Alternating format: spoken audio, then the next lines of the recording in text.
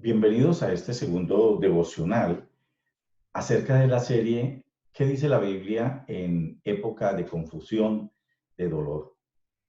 En este segundo devocional queremos tratar acerca de un relato muy particular que aparece en el Evangelio de Lucas, en el capítulo 13. Evangelio de Lucas, capítulo 13, versículos 1 hasta el 5. Mire lo que dice la palabra del Señor en Lucas 13, 1 al 5.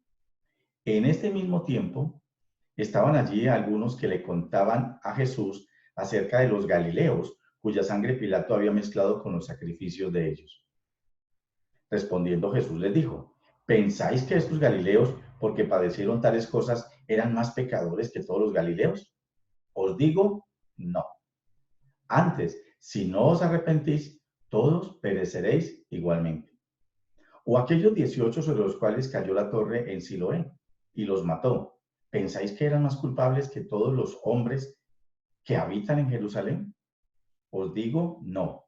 Antes, si no os arrepentís todos, pereceréis igualmente. Este relato del Evangelio de Lucas en el capítulo 13 tiene dos particularidades. La primera de ellas es que habla de dos hechos históricos que no se relacionan o no se notan o no se relatan en ninguna otra parte de la Biblia. Este hecho que en alguna ocasión ocurrió, pero que obviamente está registrado si uno mira la vida de un hombre como Pilato, que era realmente un hombre perverso, y Josefo, el historiador judeo-romano del siglo I, menciona el carácter y muchas atrocidades que cometió Pilato. En este relato se nos dice entonces de dos hechos. Uno, la muerte de una cantidad no especificada de galileos, judíos y específicamente galileos, que murieron en el templo cuando hacían sacrificios, y Pilato, al parecer, ordenó que soldados suyos entraran al templo y mataran a estos hombres. Por tanto, la sangre de estos hombres se mezcló, se revolvió junto a la sangre de los sacrificios que estaban ofreciendo. Allí había una clara violación, obviamente, de unas prácticas propias de los judíos, y era que ningún gentil podía ir más allá del atrio de los gentiles, pero definitivamente las fuerzas romanas y de Pilatos pues violaron esto. Este relato no está en ninguna otra parte de la Biblia, pero evidentemente tiene veracidad histórica, porque Jesús no los desmiente, no dice que no fue así. Jesús escucha el relato y corrobora la enseñanza acerca de él. El segundo relato lo hace Jesús y dice que es sabido que la torre de Siloé se derrumbó y en esa ocasión murieron, y ahí con exactitud se dice 18 personas, no se dice si eran judíos, pero se referencia o se relaciona que habitaban Jerusalén. Ahora, una cosa que es muy importante considerar es esta. En ambos relatos, el eje central es algo que todavía sigue siendo una preocupación muy grande y que hoy adquiere mucha mayor importancia por lo siguiente. Muchas personas en la época de Jesús, cuando murieron los galileos a manos de Pilato y cuando la torre de Siloé cayó encima de unos hombres y los mató, pues lo que inmediatamente pensaron es lo que normalmente una persona piensa, y es: algo malo estaban haciendo o por qué les pasó esto. Esta reflexión se llama, o la hemos denominado, ¿quién se merece esto que está ocurriendo? ¿Quién se merece la pandemia? Entonces, en esa época la gente tenía una teoría, la famosa ley de la retribución. El que se porta bien le va bien, y el que se porta mal, pues le va mal. Y esa teoría de los judíos y de muchas personas ha persistido a través de la historia. La idea siempre es que si nos portamos bien, pues lo lógico es que nos vaya bien. Pero que si se porta mal la persona o es pecadora, pues seguramente le va a ir mal. Y en muchos casos es así, pero no siempre es así. Recordemos lo que dice Habacuc en el capítulo 2, versículos 3 y 4. Y lo que Jesús mismo dijo cuando los discípulos en alguna ocasión le preguntaron, al encontrar a un hombre que era desde el nacimiento tenía una limitación, y le dicen a Jesús que si era por él o por el pecado de sus padres. Y Jesús aclara que no necesariamente es así. Entonces, cuando la torre cayó, la torre de Siloé, estaba junto al estanque de Siloé, que era el que traía agua desde el estanque o la fuente de Gijón hasta dentro de la ciudad. Recuerden que los judíos tenían ese pasadizo secreto, que era el túnel de Ezequiel, y ese túnel de Ezequías traía agua desde la fuente de Gijón hasta dentro de la ciudad al estanque de Siloé. Esa torre en algunas circunstancias, reparada o por deterioro del tiempo, se cayó y mató a 18 personas. Siempre el pensamiento de las personas, normalmente, cuando tienen en sí, en su mente, la teoría de que al que se porta mal le va mal, este tipo de eventos los llevan a pensar que se lo merecían, o por lo menos que Dios no intervino porque eran demasiado pecadores o demasiado malos. Cuando empezó el coronavirus, muchas personas empezaron a pensar que las muertes en China, pues de alguna manera castigaba la práctica de los chinos de comer cierto tipo de animales que los demás mortales probablemente no comemos. Después, cuando empezó a avanzar en ciertos países de Europa, muchas personas empezaron a pensar, bueno, y entonces Italia, muy religioso, pero apartado de Dios, Francia, muy intelectuales, y así. Pero la gran pregunta es, ¿y cómo se explica entonces cuando ya las muertes no son allá, sino aquí en nuestra Latinoamérica, en los Estados Unidos, países donde la fe cristiana es fuerte? ¿Y qué explicamos cuando empiezan a morir pastores, empiezan a morir líderes cristianos y empiezan a morir personas cercanas a nosotros? Personas que a nuestro juicio no se merecerían eso. Muchas personas pensaban que otros se lo merecen, pero cuando ya está alguien muy cercano, la gran pregunta es, ¿el tema de merecimiento? ¿Se lo merecían acaso? Eso pensaban las personas en la época de Jesús. Y amerita una reflexión. La primera de esas reflexiones es que Jesús no entra a discutir ni a aclarar si ellos eran más malos o no.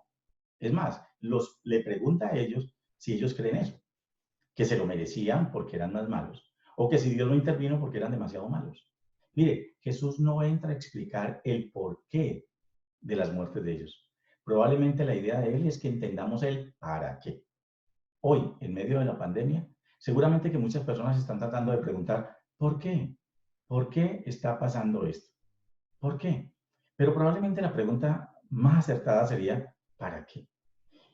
¿Y para qué está afectando o por qué está afectando a tanta gente cuando uno ve que médicos, enfermeras, policías, pastores, que están tratando de ayudar a las personas, han fallecido? Entonces la pregunta que uno se hace ya no es si eran más malos que los demás, sino ¿por qué Dios no interviene? Si Dios fuera bueno, dicen muchas personas, ya habría acabado con la pandemia. Dios es todopoderoso y lo podría hacer. Pero el mundo está recogiendo y cosechando mucho de lo que ha sembrado. No necesariamente afirmamos que esto es un castigo divino, no lo creo. Pero yo sí creo que Dios permite muchas cosas para que nos replanteemos. Entonces, la primera enseñanza es que Jesús no entra a clarificar por qué. Probablemente su propósito es para qué. La segunda cosa que es importante en este pasaje y que nos enseña es, la muerte nos puede llegar a todos. Ninguno de nosotros está blindado. Y en algún momento vamos a partir. Y la forma, pues no está determinada por nosotros. Quisiéramos morir de la forma más simple y sencilla. Quizá acostarnos una noche y simplemente quedarnos allí y no volver a despertar. Pero pues no siempre morimos como queremos. De tal manera que aquí hay un desafío enorme y es evaluar muy bien si nosotros podemos entrar a discutir el cómo y el por qué están muriendo las personas. Podemos morir y podemos morir de cualquier manera. Tercera enseñanza del pasaje. Cuando nosotros pensamos que hay gente que se lo merece porque es muy mala y gente que no se lo merece porque es buena, pues nos equivocamos. Porque la Biblia, el apóstol Pablo en la carta a los Romanos dice, no hay justo ni a uno, no, no hay bueno ninguno, no hay ni siquiera uno. En otras palabras, Jesús nos enseñó que podíamos estar expuestos a todos los sufrimientos del mundo porque alrededor nuestro hay gente mala. Pero también nos enseñó que la maldad está dentro de nosotros. En otras palabras, tenemos una naturaleza pecaminosa. Entonces, ¿qué podemos ir extrayendo de este pasaje? Que lo más importante no es si alguien se lo merece o no. Es lo que Jesús dice en el versículo 3 y el versículo 5, y a mí me encanta. Y me encanta el comentario que también hace la Biblia de Estudio Hodman. Mire lo que dice la palabra del Señor allí, claramente. Estas preguntas de Jesús sobre el pecado de los galileos y de los que perecieron bajo la torre, quizás se inspiraron en la opinión generalizada de personas que pensaban que esto solo le podía pasar a alguien como castigo. Jesús rebatió esta noción e hizo énfasis en los versículos 3 y 5 en una verdad tremenda. Y es que a cualquiera de nosotros que no esté arrepentido y listo para presentarse delante del Señor, nos podemos perder eternamente. Es decir, lo más importante aquí no es por qué les pasó a ellos, sino si usted y yo estamos listos. El gran llamado es si usted y yo estamos listos. Si la muerte nos sorprendiera esta tarde, en este mismo momento, la pregunta sería ¿estamos listos para presentarnos delante del Señor? Si no nos preparamos, si no nos arrepentimos, dice el versículo, igual que ellos vamos a perecer. Probablemente no en la misma forma, pero va a llegar. Y cuando llegue, vamos a tener que estar listos. La gran pregunta es, ¿está usted listo? ¿Estoy yo listo? Si por el coronavirus, recuerden, yo puede que no salga a la calle, pero cualquiera de mi familia sale. Y cualquiera que sale puede traer el virus. Y puede ser que yo me afecte, me infecte y muera. Usted también. Pero puede que muera por cualquier otra circunstancia. Lo importante es que estemos listos, preparados. Que usted y yo hayamos arreglado las cuentas con Dios. Que nos hayamos puesto en paz con Dios. Hoy es el momento para entregarle su vida a Cristo. Para decirle al Señor que entre en su corazón, que entre a morar en su ser. Que le perdone sus pecados y que el Espíritu Santo more en usted. Este es el momento. Busque a un amigo creyente, busque a una persona que le pueda orientar, le pueda guiar. Busque la palabra de Dios. Y siempre, siempre tenga en cuenta esto. Dios quiere la salvación del hombre y de la mujer. Dios no quiere que nos perdamos. Dios quiere que seamos salvos. Este es el mensaje central. Si no nos arrepentimos, también como ellos, pereceremos. Que Dios los bendiga a todos. Que Dios nos bendiga.